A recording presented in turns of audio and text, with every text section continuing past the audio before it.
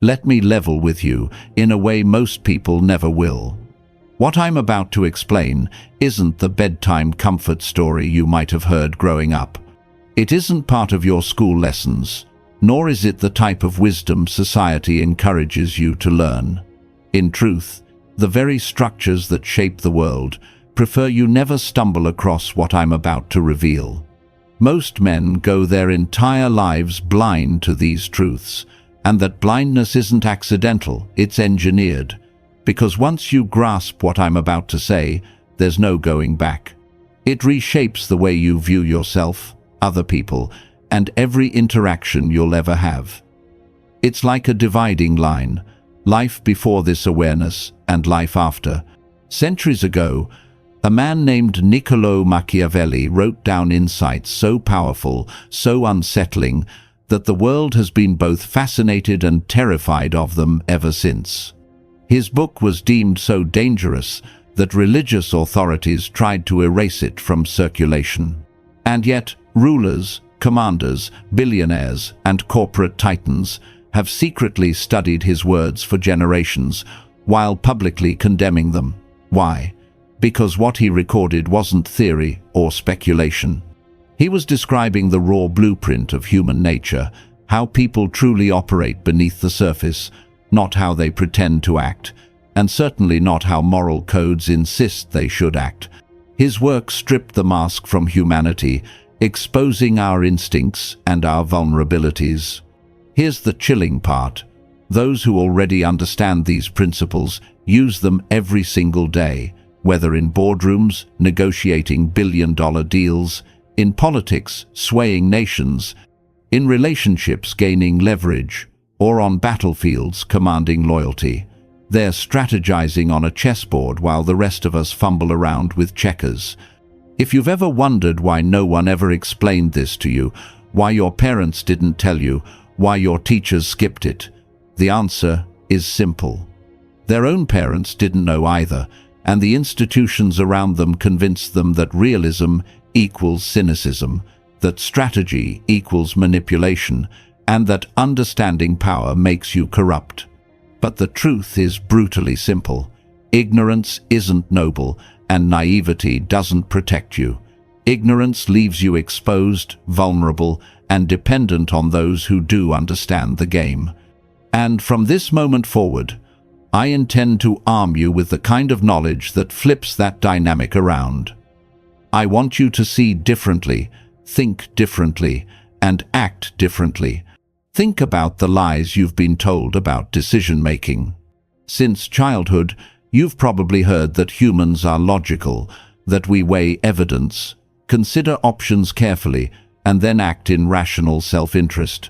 This myth has been drilled into you by parents, professors, even Hollywood. But Machiavelli identified centuries ago what psychologists prove again and again today. People are not rational creatures. We're emotional, impulsive, and easily swayed by appearances. As Machiavelli noted, human beings judge far more by what they see than by what they touch, because vision is immediate and universal, while deeper truth requires effort to uncover. In other words, people don't decide based on reality. They decide based on perception, illusion, and feelings. Just look around. Think of your friend who insists he wants advice about his failing relationship, but ignores your practical suggestions because facing reality would sting too much. Or the coworker who claims poverty, yet wastes money on daily indulgences because ritual feels better than sacrifice. Or the woman who swears she wants stability but consistently chooses men who stir chaos in her life because the emotional high overrides her words. Logic collapses when it collides with desire. Reason evaporates in the face of fear, lust, status, and comfort. This is the arena you live in, and whether you realize it or not, you've been playing by the wrong rules. You've probably been told that persuasion is about presenting evidence, that winning arguments depends on facts, that showing people the rational path leads them forward. But facts don't move people, feelings do. The person who learns to bypass rational defenses and speak directly to someone's emotions gains influence far beyond the one armed only with proof. The truly powerful individual doesn't bother to demonstrate that he's correct. Instead, he makes people feel that he's correct, which is infinitely more effective. History offers endless reminders. Hitler didn't sway millions by presenting spreadsheets and economic breakdowns. He ignited emotions, anger, hope, fear, pride. Corporations don't dominate markets by sharing molecular diagrams of their products. They package happiness, status, or belonging in every advertisement. Religions, hearts with imagery of salvation, redemption, fear of punishment, and the promise of eternity. The world bends not to logic, but to narrative and emotion. And that's why you keep losing ground in arguments, in relationships, and in influence. It's why your logical explanations fall flat. It's why you feel invisible in rooms where others, less informed but more emotionally persuasive, steal the spotlight. The truth is that people are addicts, chasing feelings rather than facts. Once you internalize this, your approach to influence will transform. If you want someone to follow you, don't waste energy on what's best for them. Help them feel good about themselves in your presence. If you want your partner to value you, don't hammer logic. Let them experience the potential joy of keeping you or the pain of losing you. In business, don't just throw data points at an audience. Craft a compelling story that paints you as the inevitable winner. Teachers argue with evidence. Kings shape emotions. And once this awareness sharpens your vision, you'll start to notice the masks everywhere. The politician's rehearsed smile, the influencer's curated brand, the colleague's excuses, all of them are shields for feelings. But once you can see through to the raw emotions beneath, you'll start pulling strings others didn't even realize were visible. That brings us to another unspoken law Machiavelli highlighted. Beneath all the polite veneers of society, there are really only two categories of people: predators and prey. Strip away the politeness, the political correctness, the morality lessons, and nature's raw reality remains. The strong take, the weak are taken from. Weakness doesn't just fail to protect you, it actively attracts those who would exploit you. Like blood in the water draws sharks, vulnerability invites attack. Bullies never target the strongest kid, they target the easy one. Companies don't cut their most indispensable staff, they eliminate the weakest links. Even in relationships, women instinctively gravitate towards strength because weakness signals danger, not safety. Machiavelli recognized this stark truth. He noted that if you cannot be both feared and loved, it is better to be feared, not because fear is noble, but because it deters betrayal. Love without strength invites exploitation, but fear, even without love, commands survival. And here's the darker layer. Weakness doesn't just destroy the weak, it poisons everyone around them. A weak man becomes a burden, draining the strong, dragging them down, or forcing them to carry him until they collapse. Weakness is contagious. When predators consume the weak, they rarely stop. They simply move on to their next victim. This is why weakness is more destructive than outright cruelty. A cruel man stands alone, accountable for himself, but a weak man becomes a black hole, pulling others into misery. Despite this, society praises weakness, dressing it up as sensitivity, kindness, or harmlessness. But a man incapable of defending himself, his family, or his dignity isn't noble, he's a liability. Strength isn't optional, it's the basic cost of survival. Once you see this, the world reorganizes before your eyes. Every encounter becomes a test, predator or prey, strong or weak, leader or follower. Even attraction and leadership boil down to this law. Women pursue men who radiate power, because their instincts demand protection. Communities follow leaders not because they're nice, but because strong leadership feels safer than the chaos of weakness. And that leads us to another dangerous illusion: niceness. Chances are, you've been told from childhood to be agreeable, polite, accommodating. Don't ruffle feathers, keep the peace, and people will like you. But here's the harsh reality: they lied. Being nice often has little to do with being good. Niceness is avoiding conflict out of fear. It's telling people what they want to hear in exchange for scraps of approval. It's disguising insecurity with compliance. And the world rewards strength, not niceness. Look closer, and you'll see the pattern. Women say they want nice guys, but chase men who break rules. Corporations praise teamwork, but elevate ruthless strategists. History celebrates conquerors, visionaries, and disruptors, not the endlessly agreeable. Niceness is confused for goodness, but they are not the same. Goodness is about courage, honesty, and principle, even when it makes you unpopular. Niceness is about submission and seeking validation. Nice guys seek to be liked. Good men earn respect. And respect always trumps approval. History's greatest figures, Caesar, Alexander, Napoleon, were not. The most effective CEOs, presidents, and innovators are not people pleasers. They may be fair, just, and protective of allies, but they refuse to bend for approval or fear being disliked. They understand that you can be kind without being weak, but weakness disguised as niceness earns neither respect nor loyalty. If you remember only one lesson, let it be this: stop chasing popularity. Start demanding respect, because between being feared, being loved, or being ignored, the worst fate for a man is to be invisible. And then comes the subject of loyalty. You've probably been told loyalty is sacred. Be loyal to friends, to employers, to partners. But Machiavelli shattered that illusion too. He observed that while love and fear cannot coexist fully, fear is far more reliable than love. Why? Because love is fragile. Love is conditional. Love lasts only as long as it benefits the person giving it.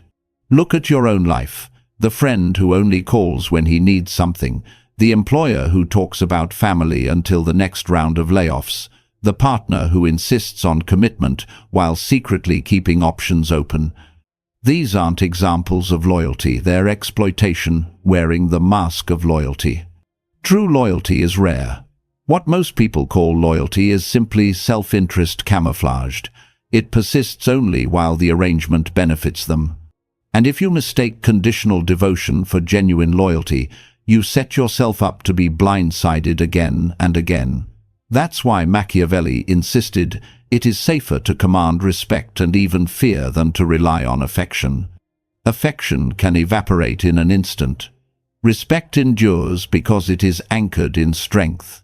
So here's the uncomfortable truth. The world doesn't reward the passive, the perpetually agreeable, the weak, or the naive. The world bends for those who understand its true mechanics, those who know how to work with emotion, project strength, and command respect. The choice is yours. Remain blind, continue playing by rules designed to keep you weak, or embrace the uncomfortable reality that strength, strategy, and emotional mastery are the true currencies of power. Once you choose the latter, you'll never see people or yourself the same way again. Let me share something with you directly, without sugarcoating. What you've been told about loyalty your whole life is incomplete, and in some cases, downright misleading. We're taught to see loyalty as an unquestioned virtue, something that defines honor, character, and love. But if you give loyalty without receiving it back, it is not strength, it is not nobility, it is not love, it is self-destruction disguised as morality. When a man continues to pledge devotion to people who don't value him, he isn't a saint, he's a fool. And fools aren't respected in this world, they're consumed. Powerful men, the ones who truly command their lives instead of living like passengers, understand this distinction. They do not remain blindly loyal after betrayal. They don't tolerate repeated disrespect. They don't keep serving those who take them for granted. Instead, they practice what I call strategic loyalty. To them, loyalty is not a one-way leash, it's a living contract. And when the terms of that contract are broken, everything changes. Think of loyalty not as the loyalty of a dog who follows no matter how poorly he's treated, but as the loyalty of a wolf, one who will walk beside those who have proven themselves worthy, but who will bare his teeth the moment that bond is betrayed. History is filled with leaders who confused affection or promises with real commitment. Machiavelli saw rulers who trusted too freely stabbed in the back. He witnessed kings who thought that love alone would shield them, only to be torn apart by the very men who once vowed allegiance. And look around you today, the same patterns continue. Whether it's in the workplace, in friendships, or even in your own home, loyalty exists only as long as it serves a purpose. The moment it stops benefiting someone, the mask falls away. So, how should you approach loyalty? The answer is clear. Be generous with it, but also ruthless in withdrawing it when it is not reciprocated. Test people. Watch how they behave when there is no reward for being at your side. Pay attention to who shows up in your darkest hours, not just in your celebrations. Never allow yourself to be drained by people who take endlessly without ever giving back. Because here's the brutal distinction: when a man demands loyalty from others but never returns it, he is a tyrant. But when a man gives loyalty endlessly to people who don't return it, he becomes a slave. And in this world, slaves are broken, discarded the moment he loses usefulness. Machiavelli's answer was sharp and cold. It isn't loyalty, it isn't affection, it isn't even love. It's reputation. Understand this: a man without reputation is already dead. He may still be walking, still speaking, still living, but in the social world, he's a ghost. People judge you not by your true self, but by the image they perceive. As Machiavelli explained, everyone sees what you appear to be. Only a rare few ever know who you really are. In simpler words, it doesn't matter what's inside, it matters what people think you are. And this is where most men ruin themselves. They believe that authenticity means showing everything, spilling every secret, wearing every weakness openly. They overshare. They cry out for sympathy. They expose their doubts and insecurities to the world. And then they sit there confused when no one respects them. But here's the truth: the world does not reward the unfiltered version of you. The world rewards the version of you that is carefully managed, strategically revealed, selectively authentic. Reputation is your armor. It is your shield against betrayal, your advance guard that enters a room before you do, the invisible sword that cuts through resistance. With a powerful reputation, enemies hesitate before striking. With a damaged reputation, even your closest allies question your worth. History proves this over and over. Alexander the Great didn't just conquer lands with armies, he conquered minds with stories. He spread tales that he was part god, undefeatable, unstoppable. Many of his enemies surrendered before the battle even began because they believed the myth more than the man. Fast forward to modern times, think of Steve Jobs. He didn't merely build Apple, he cultivated an aura, what many called a reality distortion field. Investors, employees, and even competitors bent to his will, not because of spreadsheets, but because of his cultivated reputation. Now compare that to the men you know, who constantly whine, who endlessly explain themselves, who beg others to see the real them. Do these men command respect? No, they invite pity, which is a polite form of contempt. The hard lesson is this: Perception is reality. If you don't control perception, someone else will, and they'll use it to control you. So how do you craft a reputation that empowers you? Simple, but not easy. Stop broadcasting weakness. Want to be seen as capable? Stop whining about problems. Start offering solutions. Want to be valued? Don't always be available. Scarcity increases worth. Want to project authority? Stop explaining your choices to people who have no power over your life. This is what I call strategic authenticity. It's not about being fake. It's about showing only the sides of yourself that serve your long-term goals. Reputation is like fire. If you neglect it, it dies. If you let it rage out of control, it burns you. But if you maintain it with discipline, it lights your way and keeps predators at bay. And remember this: once your reputation is stained, repairing it is nearly impossible. Guard it more carefully than your money, because without reputation, you're exiled from power before the fight even begins. Yet, even a strong reputation is not enough. Why? Because there will always be those who envy what you've built, who plot to undermine you, who see your strength as a threat. And this brings us to Machiavelli's next lesson: war is inevitable. Most men live under the illusion that peace is the natural state of life, and that conflict is a rare disruption. Machiavelli understood the opposite. Conflict is constant, peace is temporary. As he wrote, war cannot be avoided, it can only be postponed to the advantage of others.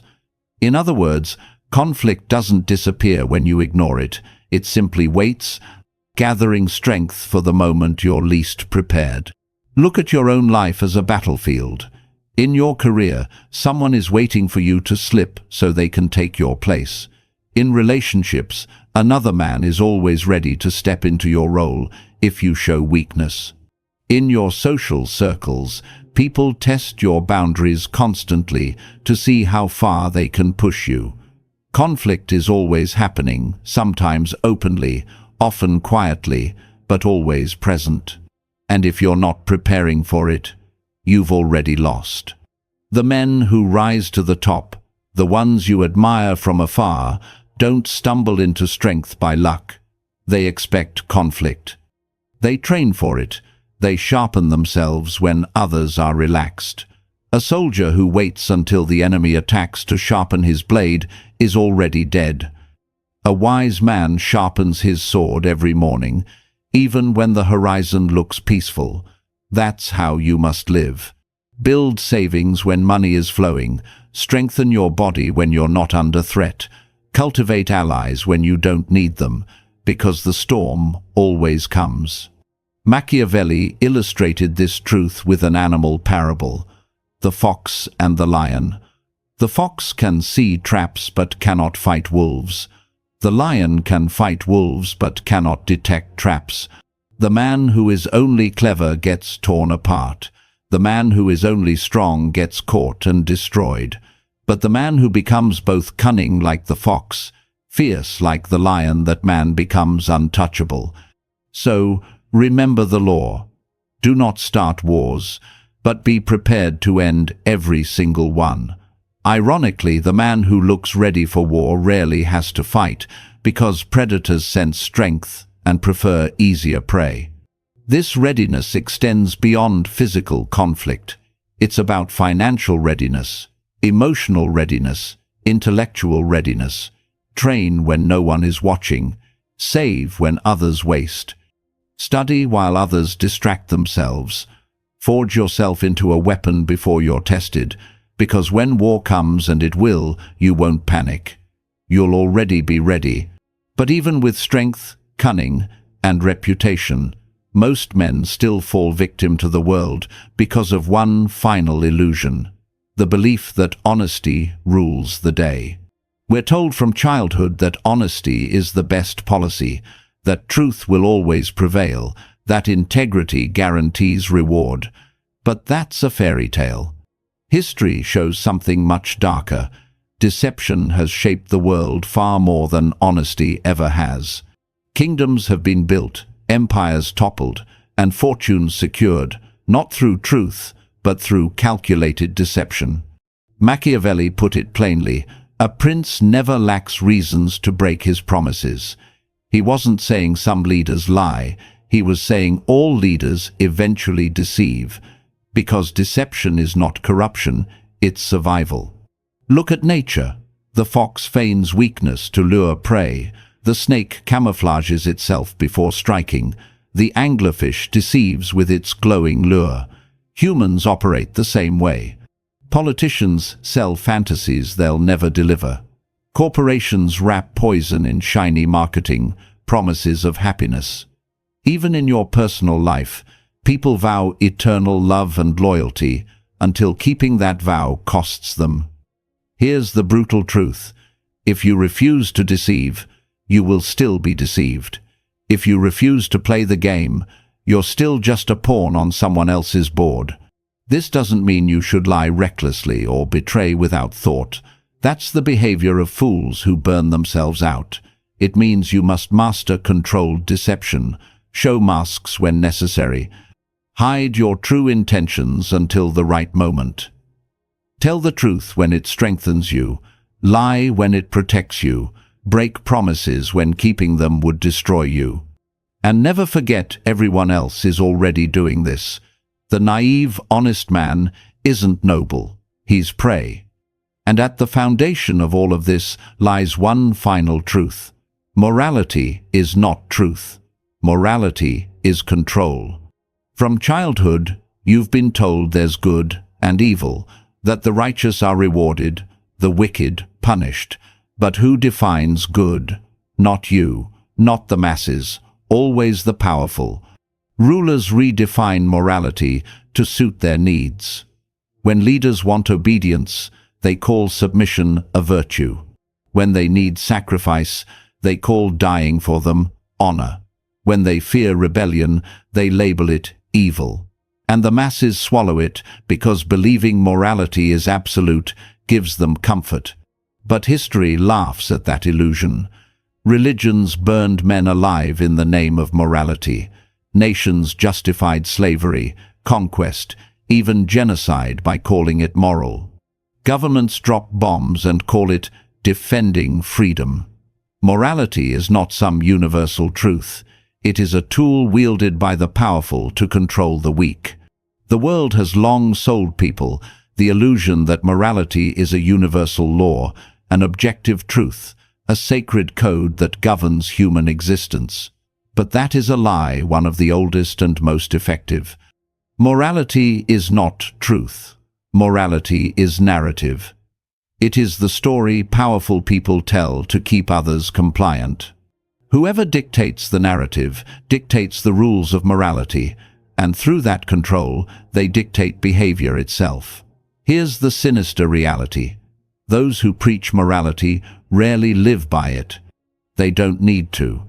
They invent the code for others to follow while they maneuver outside of it. They warn against lying while they deceive daily. They condemn selfishness while hoarding resources. Because a society convinced that morality is absolute becomes easy to dominate. People start to police themselves. They shame each other. They bend the knee to authority, thinking it's righteous obedience, never realizing they are enforcing their own chains. Niccolò Machiavelli understood this long before modern states and corporations perfected it. He wrote that a ruler must learn how not to be good and to wield morality only when it's useful. This doesn't mean discarding morality altogether. That would be foolish. It means using morality as a mask. Appear virtuous when it secures trust, then abandon virtue when it threatens survival. In practice, it's a weapon wielded, not worshipped. The man enslaved by morality is a pawn in someone else's game. The man who bends morality to his advantage is the one writing the rules of the game itself. Kings, emperors, CEOs, and even manipulators in ordinary relationships have always understood this distinction. Morality is a costume, not a cage. What, then, is the real law of power? Strip away morality, religion, lofty ideals, and noble speeches, and what remains is the core currency that truly governs human relationships: fear and reward. Entire empires, corporations, families, and even friendships operate on this hidden economy. Fear and desire are the primal levers of influence. Men are not consistently motivated by abstract ideals of justice or truth. They move because they dread pain and crave pleasure. The most effective rulers in history balanced these two forces with ruthless precision. Kings didn't retain their crowns because of divine right. They kept them because their subjects feared their wrath more than they hated their rule. Employers don't keep workers in line out of loyalty. They use promotions as carrots and unemployment as a whip. Parents themselves rely on this duality discipline, balanced with affection, to raise their children. Look at the world around you today. Politicians promise safety while threatening chaos if they're not elected. Religious leaders promise paradise, but dangle the fire of hell to ensure compliance. Lovers manipulate affection, sometimes withholding it as punishment, sometimes flooding it as reward, binding their partners in psychological dependence. These are not accidents. These are ancient tactics refined over centuries. Machiavelli recognized that if you lean only on reward, you spoil people into entitlement. If you rely only on fear, rebellion brews in the shadows. But when you strike a careful balance, alternating between honey and venom, you create loyalty stronger than steel chains. This duality explains why abusive relationships often last longer than happy ones. Victims are trapped not simply by cruelty, but by the intoxicating cycle of cruelty, followed by tenderness. The suffering makes the brief kindness feel like salvation, creating addiction. Tyrants who maintain power for decades master the same cycle. Punish enough to remind people of your dominance, then grant just enough relief to stop despair from turning into revolt. This is how power endures, not by constant cruelty, not by endless generosity, but by weaving both into an unbreakable pattern. Turn this mirror inward. How do you influence people in your life? Do you give endlessly, hoping to earn loyalty through kindness? That only leads to your generosity losing its value.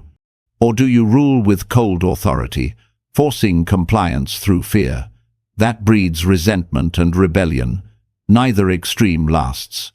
The true strategist blends both, calculating what people fear losing and what they desperately desire, then positioning himself as the gatekeeper of both.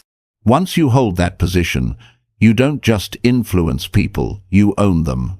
Now, consider trust, another sacred word people cling to as though it were eternal. Most men imagine trust as stone, strong, immovable, eternal. But Machiavelli exposed the truth. Trust is not stone, it is glass. It sparkles beautifully, it reflects light, but the moment it cracks, it shatters beyond repair. Trust is always conditional, always temporary, existing only as long as both sides benefit. Think of your own life. How quickly did someone's trust in you vanish when you no longer served their needs? How swiftly did your own trust collapse after one betrayal, no matter how many years of loyalty came before it? That isn't the exception, that is the rule. The weak beg for trust. They plead, they swear oaths, they demand that people believe their sincerity. And when that fragile trust shatters, they fall apart with it. The strong never beg. They craft trust deliberately through image, repetition, and control. A politician doesn't need to be truly trustworthy, only trustworthy enough to win votes. A seducer doesn't need unconditional belief, only enough to lower defenses. The second law of trust is this: trust doesn't need authenticity, it only needs to be believable. The third law is darker still. The man who trusts too much is far easier to dominate than the man who trusts nothing. Blind trust hands you the keys to your own downfall. A person who trusts endlessly forgives betrayal again and again, clinging to hope that things will change. They swallow hollow excuses. They refuse to face reality because the collapse of trust terrifies them. This is why weak men are consumed by the powerful. They confuse trust with love, with morality, with honor. But in reality, trust is just leverage, a leash tied around their neck by those who understand how fragile it truly is. Burn this into your mind. Never build your foundation on trust. Use it, exploit it, manipulate it, but never depend on it. Trust is glass, and glass is meant to break. Now you've glimpsed truths most men never face. You've seen that loyalty without reciprocity is not noble. It's weakness waiting to be devoured. You've learned that reputation is armor sharper than any blade. You understand that conflict is not a distant possibility. It is the constant background of life. You've seen that niceness is weakness dressed in virtue, that fear lasts longer than love, that deception isn't corruption but survival. You've learned that morality is not an absolute, it's a prison built by the powerful to keep others in line. You've seen that betrayal is not rare, it is inevitable. You've uncovered the reality that fear and reward, not ideals, are the true currencies of control. And you've faced